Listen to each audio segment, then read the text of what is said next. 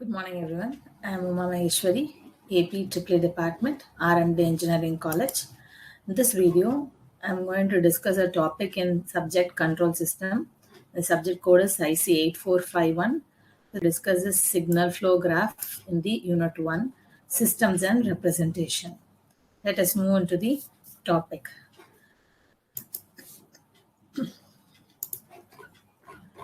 So we'll first discuss the introduction of the signal flow graph system. The signal flow graph that is used to represent the control system graphically. The signal flow graph depicts the flow of signals from one point of a system to another and gives the relationship among the signals. The signal flow graph consists of a network in which nodes are connected by directed branches. Each node represents a system variable, and each branch connected between two nodes acts as a signal multiplier. So, let us consider a signal flow graph like this. Now, the input of this signal is R of S, and the output of the signal is G of S. So, the nodes are represented by small circles like this, and the nodes are named as 1, 2, 3, 4, 5 nodes. And the between two nodes is your branches, and the transmitter of the branches is represented. Now let us define a node. A node is a point representing a variable or a signal. So this is a node which represents a variable or a signal. Branch. A branch is directed line segment joining two nodes. So this is a branch joining two nodes. The arrow on the branch indicates the direction of signal flow graph, and the gain of the branch is the transmittance. Gain of the branch is this. Between node 1 and 2, the gain is this 1. Now, input node. It is a node that has only outgoing branches. R of S is the input node. Output node. It is a node that has only incoming branches. So, C of S is the output node. Now we'll move to a problem where we can discuss about the signal flow graph in detail. And for the signal flow graph, we are using this method in order to determine the overall gain of the system. So we are using a formula known as Mason's gain formula. So the Mason's gain formula is used to determine the transfer function of the system from the signal flow graph. The transfer function is Laplace transform of output by Laplace transform of input for zero initial conditions. And the Mason gain to determine the overall gain of the system is T is equal to 1 by delta summation k pk delta k, where T of S represents the transfer function of the system and pk represents the forward path gain of the kth forward path, and k represents the number of forward path in the signal flow graph, where delta represents 1 minus sum of individual loop gains plus sum of gain product of all possible combination of two non-touching loops minus sum of gain product of all possible combinations of three non-touching loops. Delta k represents delta for that part of the graph which is not touching the kth forward path. So this is the Mason's gain formula. Using Mason's gain formula, we are going to find the overall gain of the system given. So we'll discuss a small problem where we can understand this in detail, the signal flow graph in detail, and we'll determine the transfer function of the given system. I'm moving to a problem. So we have to find the overall gain of the system C of S by R of S for the signal flow graph given. This is the signal flow graph given.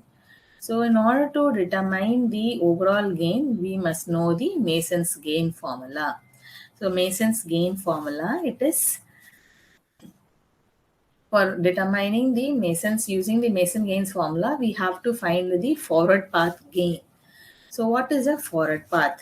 So forward path, Let me define the forward path. It is a path from input node to output node that does not cross any node more than once. So forward path, it is a path from input node to one output node and does not cross any node more than once. So when we observe in the diagram, this forward path in this particular signal flow graph given 1, 2, 3, 4, 5, 6, 7 form a forward path 1. So it is from input node to output node and it does not cross any node more than once. Now for this forward path 1, we have to determine the forward path gain. So what is forward path gain?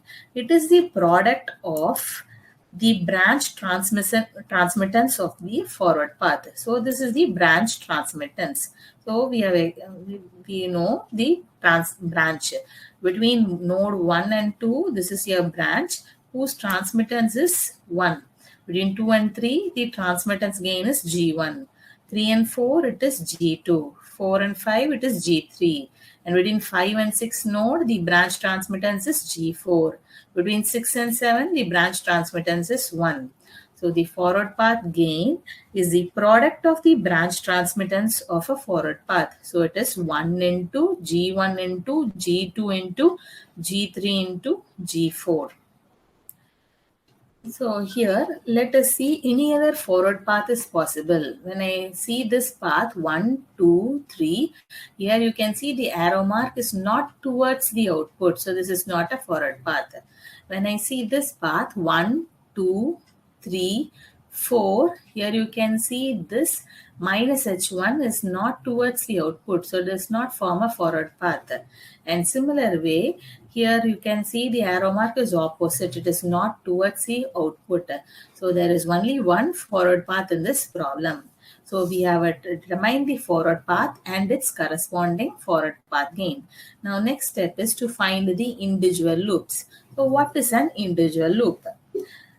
If it is a closed path starting from a node and after passing through a certain part of graph arrives at the same node without crossing any node more than once. So let us take this example.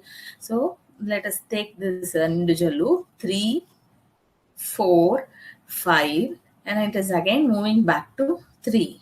So it is a closed path. Yes, it is a closed path. Starting from a node and after passing through a part of the graph arrives at the same node. Yes, it is arriving at the same node and without crossing any node more than once. So this is a forward individual loop 3, 4 and again back to 3. It is a for individual loop. Any other individual loop in the system? Let us check this path 4, 5, 6 and through minus H1 again back to 4. So this is one individual loop. And then 2, 3, 4, 5, 6 and through the feedback path minus 1 it is going back again to 2.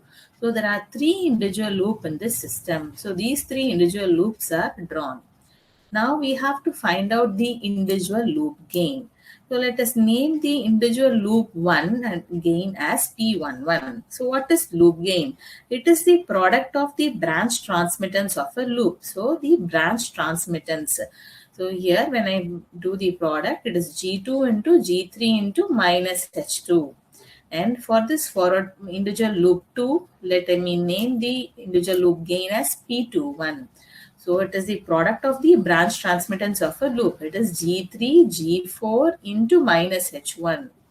And for this individual loop 3, it is the product of the branch transmittance loop. So G1, G2, G3, G4 into minus 1. So we have determined the forward path gain and the individual loop gain. The third step is to find the gain product of two non-touching loops. So what is meant by non-touching loop? If the loop does not have a common node, then they are said to be non-touching loop. So let us discuss about the individual loop. The loop 1, compare the loop 1 with the loop 2. Here when you observe, the nodes are 3, 4 and 5. Here the nodes are 4, 5 and 6. Here the node 4 and 5 are repeating. So what is non-touching loop? If the loops does not have a common node. Here the common node 4 and 5 is existing. So it is not a non-touching loop. Now when I compare first loop with the third loop, here the nodes 3, 4, 5 are repeating. So this is not a possible combination of non-touching loops. Similarly, I have to compare the second loop with the third loop. When I compare here, you can see the nodes 4, 5 and 6 are repeating. So there is no possible combination of two non-touching loops. If there are no possible combination of two non-touching loops, there will not be also no possible combination of three non-touching loops. So I'm going to the next part, determining the delta. So delta, we know the formula of it, 1 minus sum of individual loop gain plus sum of gain product of all possible combination of two non-touching loop. Here in this problem, there is no possible combination of two non-touching loop. So for delta, I have to find it is only 1 minus sum of individual loop gain. What are the individual loop gains? P11, P21, P31 are the individual loop gains. So delta is equal to 1 minus P11, P21, P31. So when I see the values, P11, so it is, let us calculate. So let us calculate the individual loop gains. What is P11?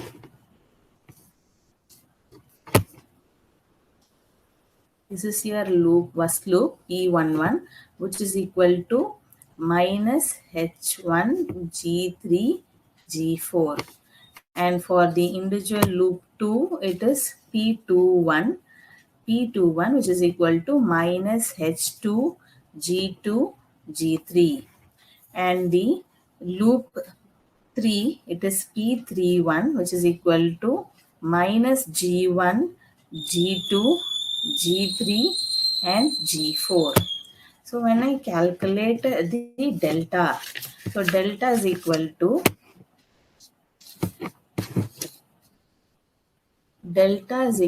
1 minus sum of individual loop gains. So sum of individual loop gain is P11 plus P21 plus P31. So when I calculate the value, substituted 1 minus of minus H1, G3, G4 minus H2, G2, G3 minus G1, G2, G3 and G4.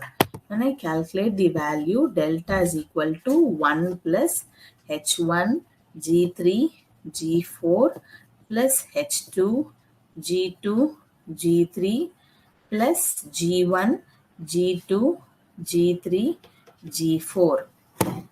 And then delta, I have determined delta. Now I have to find delta K. What is delta K? So delta K, the part of the graph which is not touching the forward path 1. So this is here forward path 1. Now when you see the signal flow graph, the forward path 1 is from 1 to node 7. Okay, so in this, the forward path 1 is touched by all the individual loops. So delta K, there is no part of the graph which is not touching the forward path 1. So there is only one forward path. So K is equal to 1. So delta 1 will be equal to 1. Now we have to find the transfer function. The formula for transfer function is T is equal to 1 by delta summation K Pk delta K. So which is equal to 1 by delta. So the K, substitute the value as K as 1. So it is P1 delta 1. So transfer function is equal to, we have determined the P1, that is the forward path gain. It is G1, G2, G3, G4 and delta 1 we have determined as 1 divided by the delta. Delta we have already calculated. It is 1 plus H1, G3, G4 plus H2, G2, G3 plus G1, G2, G3, G4. So this is the transfer function for the given signal flow graph. So with the help of Mason's gain formula, we are able to find the transfer function from the signal flow graph. Thank you everyone.